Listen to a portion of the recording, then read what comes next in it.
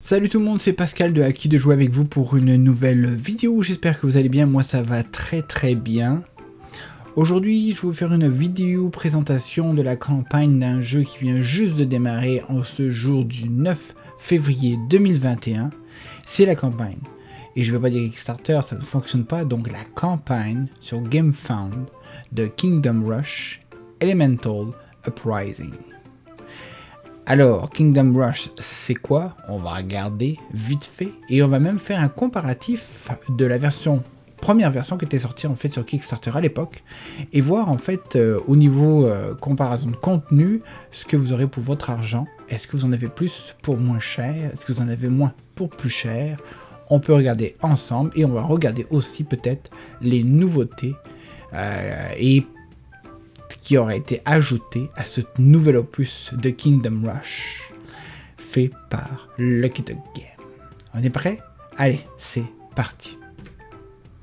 Donc pour commencer, j'ai splitté mon écran bien évidemment, donc on voit à gauche Kingdom Rush Rift of Time, la première campagne qui était sur Kickstarter de Lucky Duck Game.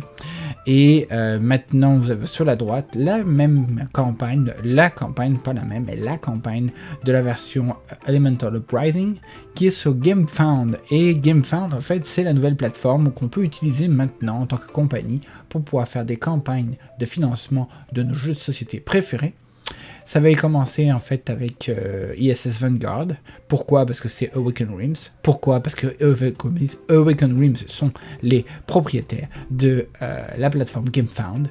Donc avec le succès qu'ils ont eu, en fait je pense que Lucky Duck Game avait été les premiers, ou peut-être ils ont été plusieurs à approcher GameFound pour essayer de faire leur prochaine campagne au lieu d'utiliser Kickstarter.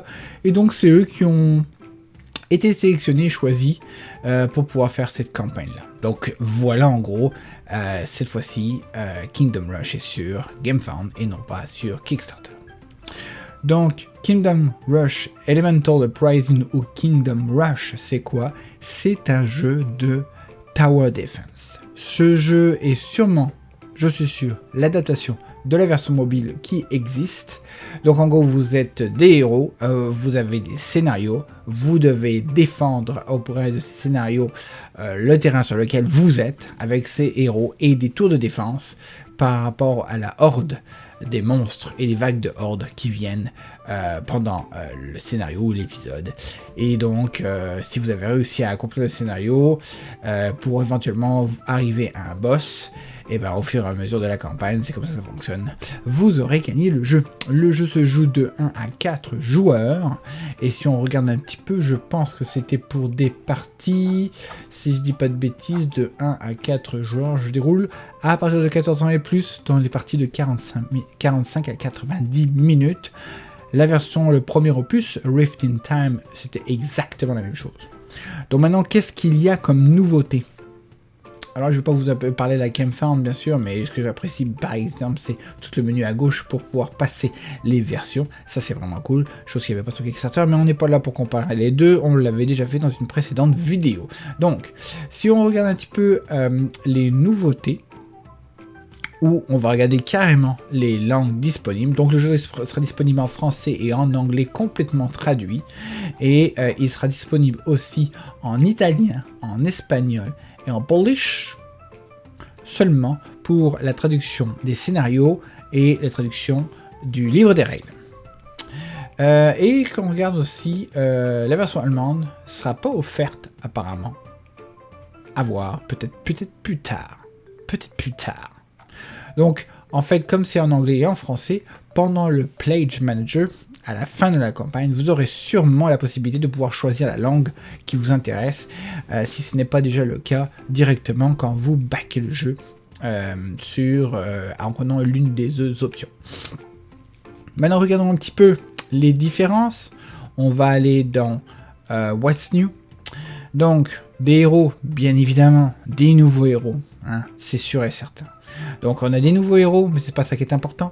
Maintenant, ce qu'il y a vraiment de changeant et qui peut en fait rajouter une dynamique au niveau du gameplay qui n'était pas dans la version d'avant, c'est plusieurs choses. Et on va commencer par les éléments élémentaux en fait Uprising, donc des éléments de décor, des environnements. Donc il y aura des environnements ou des tuiles qui pourront être déposées pendant le jeu, qui pourront soit vous être bénéfiques autant que héros, ou le contraire, et donc pourraient être bénéfiques pour les ennemis contre les héros. Nous avons aussi un nouveau type de horde, avec des monstres un petit peu plus gros, qui donc seront un peu plus tough, ça veut dire un petit peu plus costaud à battre, et qui pourra arriver pendant les scénarios. Nous avons aussi des mini-chefs ou des mini-boss. Et on va voir pourquoi. Donc, sorte de mini-boss qu'on pourrait avoir en cours de route lors d'un scénario. Des nouvelles habilités aussi pour les monstres. La possibilité de pouvoir poser ou avoir des boucliers pour empêcher pour empêcher les héros de pouvoir avancer ou faire certaines choses ou accomplir certains objectifs. Et nous avons aussi, mais par exemple, les héros ont des nouveaux types de tours de défense avec des nouvelles mécaniques qui n'étaient pas forcément là dans la première et plus. Donc, c'est des nouveaux équipements aussi. Et la possibilité, bien évidemment, de pouvoir mettre des stickers. Donc là, ils ont mis un système de stickers qu'on peut décoller et réutiliser à la fin de chaque scénario. Et ces stickers vont pouvoir aider à modifier et donc à upgrader les tours des héros que l'on utilise. Et donc en posant les stickers, on se dit que voilà, ma tour maintenant elle a cette capacité là, ou cette capacité là est plus forte qu'avant. Donc c'est pendant tout le long du scénario, ou tout le long de la séquence, peu importe. Et à la fin de ce scénario là, on pourra redécoller le tout et réutiliser le tout. Donc ils disent que c'est réutilisable, avec un système assez futuriste, innovateur, où tous les stickers seront dans un endroit avec plein de petites bulles ou des petits trous qui feront circuler de l'air, que vous pourrez les décoller tout facilement, et donc sans encombrer, sans les abîmer, et donc les réutiliser à l'infini. À voir, hein. Nouvelle technologie issue du futur, 2022. Ah non, 2021, faut pas aller trop vite. Donc on verra bien. Voilà, il explique, belle image, on voit à l'écran plein de petites, il n'y aura pas de glue, hein, donc pas de colle, pas de résidus, le tout sera sur des pochettes d'air microscopiques, donc l'air pourra circuler et donc circuler, et il n'y en a pas de problème, ça se décolle et ça se colle facilement. Ça reste des stickers, ok, donc à voir, à voir. Mais ils disent que on va quand même mettre 2 sets de stickers, donc vous aurez 2 fois tous les stickers séparément. Au cas où, il y en a un qui se brise, il y en a un qui s'abîme, il y en a un qui finalement il va pas bien. Ah, j'en ai encore un autre stickers, tout va bien aller. Voilà. Donc voilà à peu près au niveau des nouveautés, ou des changements, ou des nouvelles affaires, on va dire, par rapport à la version d'avant, qui pourrait rajouter donc du piquant, une nouvelle façon, une nouvelle stratégie de pouvoir faire les scénarios et de pouvoir apprécier et jouer à ce jeu. Maintenant, si on regarde un petit peu purement pledge, si on regarde un petit peu purement contenu, alors je veux préciser bien évidemment que ce jeu est un standalone, ça veut dire que c'est une version en soi-même. Une version en soi, ouais, ok. Ce qui veut dire en fait que vous n'avez pas besoin d'acheter ou d'avoir la première version du jeu qui était sortie à l'époque de Kingdom Rush Rift in Time pour pouvoir jouer à celui-ci, mais les deux se complètent. Ce qui fait que vous allez pouvoir prendre les héros du premier dans toutes les expansions, tous les héros qui existent et qui ont été faits dans le premier, pour pouvoir les jouer dans celui-ci. Et vice versa, si vous avez la première version, donc le Rift in Time, vous pourriez prendre tous les héros de cette version-là, tous les héros qui vont être débloqués, et les utiliser dans la version Rift in Time, et donc mélanger le tout aussi si vous voulez. Donc en gros, ça rajoute une grosse panoplie de héros si vous avez les deux, pour faire les deux jeux. C'est quand même cool. Vous combinez tous les héros, vous avez plein d'héros, c'est magnifique. Bref, voilà. Donc ça c'était la petite parenthèse, c'est des standalone, mais vous pouvez combiner les héros dans les deux jeux. C'est cool. Maintenant, si on regarde un petit peu, d'ailleurs ils le disent là, tada. Maintenant, si on regarde un petit peu au niveau de les pledges en eux-mêmes. Donc, le premier pledge qu'on a ici, et c'est là qu'on va comparer un petit peu avec le premier, c'est, il n'y a pas de pledge de base, c'est direct la Deluxe Edition Pledge, donc la version Deluxe, qui est à mon prix 94,24, 94 $ canadiens et 24 sous. Et on va regarder ce que ça inclut à l'intérieur et comparer versus la version King, je pense que c'est la King Pledge, si je dis pas de bêtises. pas la Knight, mais la King Pledge, qui correspondait un petit peu à la version éditée Deluxe, Limited Edition Deluxe. Donc on va pouvoir regarder ce qu'il y a à l'intérieur. Petite chose que j'ai remarqué, si on regarde un petit peu à gauche dans la première campagne, et que si on regarde à droite dans la nouvelle campagne, je remonte tout en haut, regardez bien, regardez bien, regardez bien.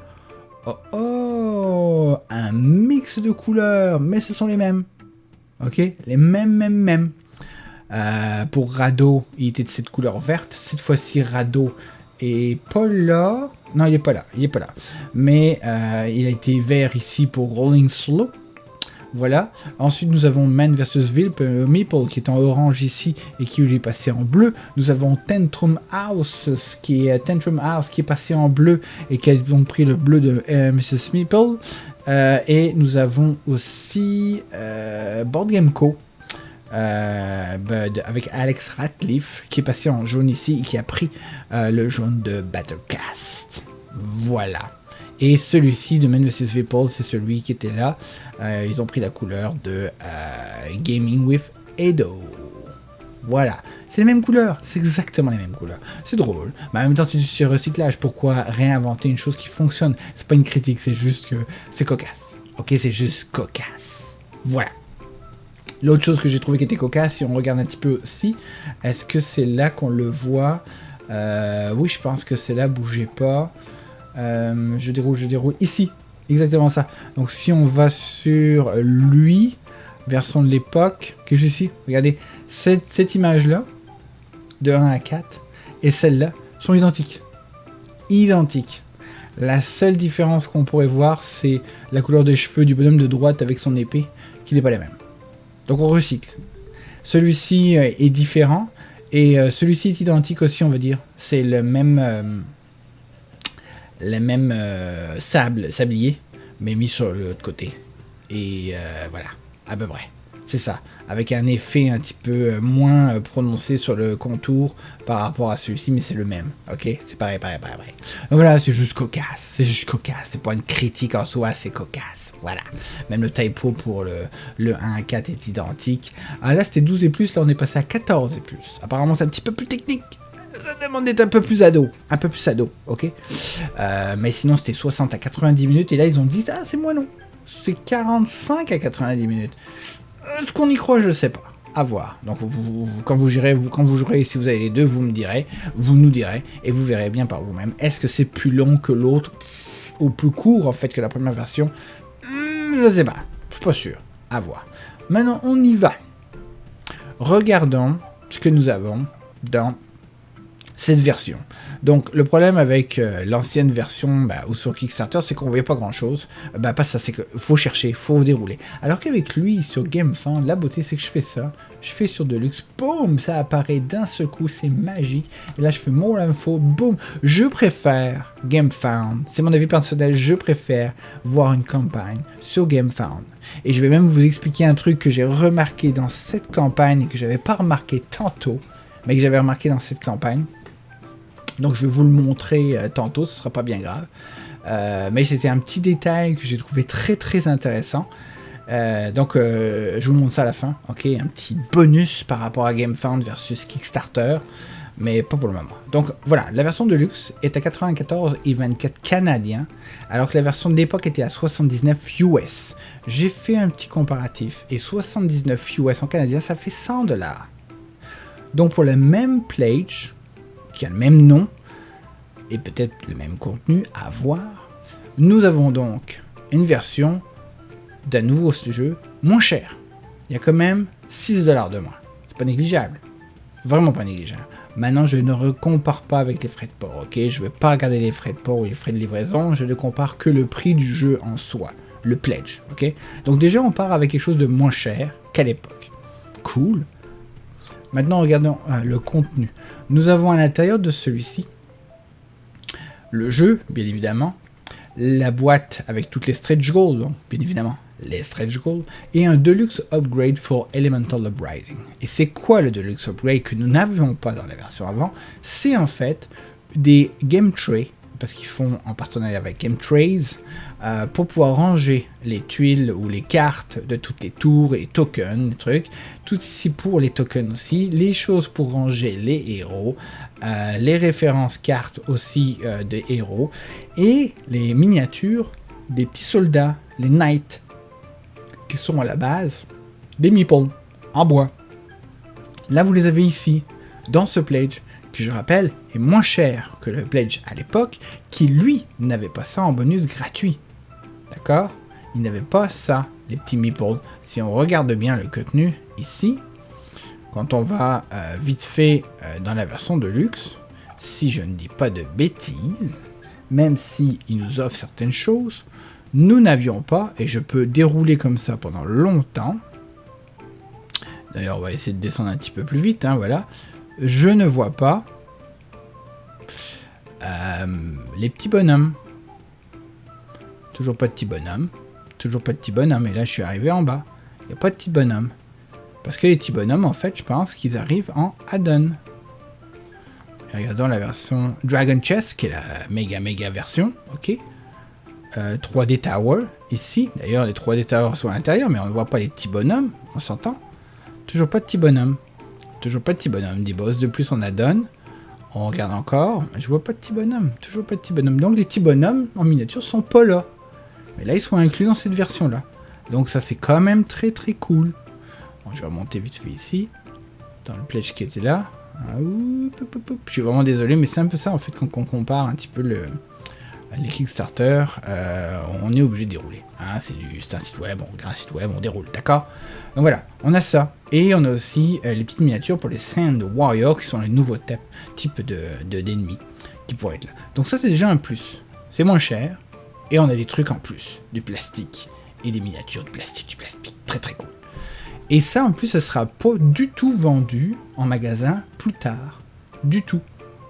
Donc oubliez ça. Vous pourrez pas le trouver. Donc c'est là ou jamais. Qu'est-ce qu'on a maintenant dans le truc? Eh bien, on voit qu'on a 1, 2, 3, 4, 5 héros. Dans la version qu'on avait ici, avant à l'époque, 1, 2, 3, 4, pas 5 héros. Un héros de plus déjà dans cette version-là, qui est toujours moins cher que la version d'avant. Je le répète, donc un héros de plus. Maintenant, au niveau des tuiles, on est presque identique. Il y en a peut-être un peu moins, un peu plus, mais il y en a peut-être un petit peu moins des grosses, un peu plus de petites, ce genre de choses, mais au final, c'est le même nombre. Ok. Là, au niveau des tokens, il y en a beaucoup plus dans cette version-là, parce qu'en fait, il y a plus de mécaniques, plus de choses qui viennent en considération, donc c'est normal. Donc, on va pas les regarder. Au niveau des damage, on a un peu moins de tuiles de damage. D'accord, c'est pas la fin du monde. Au niveau des stickers, on a tout ce lot de stickers, bien évidemment. Au niveau des plastiques components, donc si on regarde un petit peu dans la version d'avant, au niveau des plastiques, on avait 8 de horde, et là on en a 12. On avait 18 pour les sites de construction, là on en a 20. Bon, ça s'équivaut, c'est presque la même chose, d'accord? Les fameux Knights sont toujours là, bien évidemment, parce que ça reflète en fait ce qu'on aura en magasin, hein, ce qu'on voit dans le contenu du pledge, à part le bonus qu'on avait au-dessus, ça reflète ce qu'on a dans le magasin. Donc voilà, les 12 soldats sont là. Au niveau des cartes, 44 tours. 44 tours, on avait 44 tours, bon c'est pareil. Au niveau des cartes des hordes, par exemple, on a 100, alors que là on avait juste 50, on en a quand même le double. Le double, c'est quand même cool. Encore plus de cartes d'ennemis, c'est vraiment cool. Là, les références c'est pareil, mais là on a une autre chose, c'est qu'avant on avait le Portal Storm, et là on a le système de mini-boss. C'est pour ça qu'on a vu des petits mini-boss, je pense, en haut, dans le nouveau système, la nouvelle chose. On a le Progression Map and Stickers, qui a l'air d'être différent au niveau de la campagne par rapport à avant. Et puis sinon, dans le rulebook et les scénarios, ça fait pas grosse différence. Maintenant, si on compare au niveau des boss qui sont inclus, on a le Léviathan, qui a l'air vraiment cool et énorme. On dirait que lui est séparé, ses tentacules peuvent se déplacer toutes seules. Donc sûrement que ça doit sortir un peu partout et que c'est pas juste autour de lui. Et on a le Elemenas, qui a l'air d'être un mélange d'élémental entre plusieurs en fait élémentales, peut-être un mélange de 4 types d'élémental. Si je regarde bien d'ailleurs sur la photo, on peut voir que ce sont 4 types mélangés ensemble, toutes biscornues. On en a 2. Au niveau des boss, dans l'ancien, on avait le Lord Blackburn, et on avait un boss mystère, et on avait le Time Mage. Mais le Time Mage, je pense que c'était faisait partie en fait de Stretch Goals qui avait été débloqué. Donc là, c'est vraiment le core base, puis ils n'expliquent pas en fait ce qu'il y a dans les Stretch Goals dans celui-ci. Mais les Stretch Goals sont inclus. Donc là, il n'y a aucun élément des Stretch Goals identifiés. Mais en gros, et là c'est normal parce que la campagne vient de commencer pour le nouveau, donc les Stretch Goals ça commence seulement, mais ça a été fondé super rapidement. Et j'ai vraiment pas de soucis. C'est une campagne qui va durer combien de temps? Si je dis pas de bêtises, la campagne va durer 22 jours. Donc on a largement le temps de voir aller les stretch goals qui vont être débloqués. Sûrement un système de stretch goals qui va être très ressemblant à ce qu'on avait avant. Donc si on regarde un petit peu les stretch goals, j'adore ce système de menu dans GameFound. Bravo GameFound. On voit ici qu'on a débloqué en fait certaines choses. Donc les stretch goals vont commencer avec des quêtes. Donc quête numéro 1, c'était la même chose et le même système. Si on regardait, je pense que c'est à peu près ici. On a ici quête numéro 1 et puis là ça débloque les bonhommes. Donc c'est la même chose, on s'entend, ça va commencer par des nouvelles miniatures. Alors est-ce que ce sont des héros? Oui, je pense que ce sont des héros, des nouveaux héros. Puis ça va débloquer d'autres trucs. Puis ça va s'accumuler. Donc voilà, à mon avis ils vont peut-être essayer d'aller le plus loin possible comme ils l'ont fait dans l'autre d'avant. Mais moi je pense que ça va être la même chose au niveau de Stretch Goal. Ils vont sûrement pousser le truc. Mais si on revient à comparer les deux pledges de luxe, ma compréhension, si vous en avez plus, avec des nouvelles mécaniques, donc plus de rejouabilité, plus de stratégies différentes, plus de héros, plus, ok, pour moins cher qu'à l'époque. Encore une fois, je ne compare pas en ajoutant les frais de port. Et, chose que peut-être vous voudriez savoir, bien évidemment, et je pense pas que ce soit indiqué ici, si je dis pas de bêtises. On n'a pas regardé les add-ons. On va regarder les add-ons. On peut racheter le jeu de base de l'époque. Non, ce n'est pas la version de base avec les stretch goals. C'est la version de base classique. Et vous avez par exemple les expansions de l'époque qui sont disponibles. Nous avons l'expansion ici qui était un cadeau, je pense, à l'époque, qui est achetable, mais avec les stretch goals de la Kickstarter à l'intérieur. Si on regarde, c'est même écrit ici, The Spider Expansion, nanana, stretch goal, qui était duré, nanana, campagne, voilà. Donc voilà, là, vous avez cette bonus qui était là à l'époque, qui est s'achetable. Nous avons l'Emperor Chest, Rift in Time Storage Solution. Donc là, ils ont l'air d'avoir rendu ça disponible, une sorte de boîte de solutions pour la première version, si vous aviez toutes, pour pouvoir tout ranger à l'intérieur. Ce qui n'a pas l'air d'être présent pour celui-ci, peut-être parce que la nouvelle façon dont le jeu va être rangé n'en aura pas besoin, à voir. Sûrement que ça va évoluer avec le temps, indépendamment de toutes les stretch goals qui vont être ajoutées, mais ils avaient l'air de parler d'une boîte spécifique pour stretch goal, le boîte pour le base, et puis les bonus à voir. On voyait 3 petites boîtes dans la version du pledge de Deluxe. Maintenant, est-ce qu'ils vont faire un storage exactement aussi pour lui à voir plus tard? La question a été posée, il n'y a pas eu de réponse, on va voir. On a le temps, on a encore 22 jours pour y arriver. Donc là, on a aussi le King Rush qui a tout à l'intérieur, incluant la boîte de rangement. Donc si vous voulez la totalité de ce qu'il y avait dans l'ancien, excluant les stretch goals de ce qu'il y avait, parce que là il n'y a pas les stretch goals de l'époque dans cette version là, malheureusement, vous aurez quand même tout ce qui est là à l'écran et la boîte pour 189 $ canadiens. Je sais pas, à comparer, mais possible que ce soit un peu moins cher ou presque le même prix qu'à l'époque, à voir. Mais est-ce que ça vaut la peine d'avoir les deux? Je peux pas juger, j'ai jamais joué ni à l'un ni à l'autre. Est-ce que ça vaut la peine pour mixer les héros? Peut-être. De la payer autant, 2 fois les jeux, je sais pas. C'est à vous de voir, ok? Maintenant, est-ce qu'il y a autre chose auquel je pourrais vous dire? Shipping. Alors le shipping, en gros, si on parle de la France, on y va avec 2 splits. Donc il y a soit vous ferez tout en un seul morceau, soit vous divisez les réceptions. Donc je sais pas pourquoi, et ça n'a pas été identifié encore. Vous pourrez voir ça dans le Pledge Manager. Apparemment vous pourrez identifier qu'est-ce que vous voulez savoir quand, qu'est-ce qui est éligible. Ça rentre dans la première vague ou la deuxième vague, je sais pas trop. Mais en gros, si on regarde pour la France, qui est Rest of You, l'Europe, ou l'Union Européenne, pardon, nous avons un 9 à 31 € environ pour la vague, en une vague, et nous avons de 19 à 31 € pour 2 vagues. C'est à prendre en considération. Bon, ils disent ici, ils annoncent qu'il n'y en aura pas d'extra au niveau de la douane. C'est parfait. Il n'y a pas de précision très claire dans la page ici concernant la taxe, la fameuse VAT, mais si on remonte et qu'on va dans la FAQ ici, j'adore, on peut voir que ça a été mentionné, parce que la question a été posée, et on voit ici, est-ce qu'on va avoir de la taxe supplémentaire qui va s'ajouter au prix actuel à la fin comme une surprise, ou pas une surprise, parce que c'est comme ils en parlent, ça ne sera pas une surprise, mais est-ce qu'il faut le considérer, un pourcentage supplémentaire à ajouter sur le prix? Non, ils disent que non. Tous les prix que vous voyez incluent tout ce qui a été dit. Donc l'estimation des frais de livraison, bien évidemment, ça sera à la fin dans le pledge, mais il y aura la taxe n'est pas incluse dans ce prix-là et ne sera pas incluse du tout non plus. Donc il n'y aura pas de taxe. Lucky Dog Games s'occupe de cette fameuse taxe. Eux, ils le font. Voilà. Donc là, le sujet est clair, pas de surprise et pas de prix ou de montant à rajouter dans le Pledge Manager qui aura été annoncé d'avance. Non, il n'y a rien. Voilà, pas de taxe. Donc voilà, c'est à peu près ça pour la comparaison des deux campagnes et des deux jeux. Je ne peux pas donner mon opinion sur le jeu, malheureusement, parce que je n'y ai joué ni à l'un ni à l'autre, comme je le disais.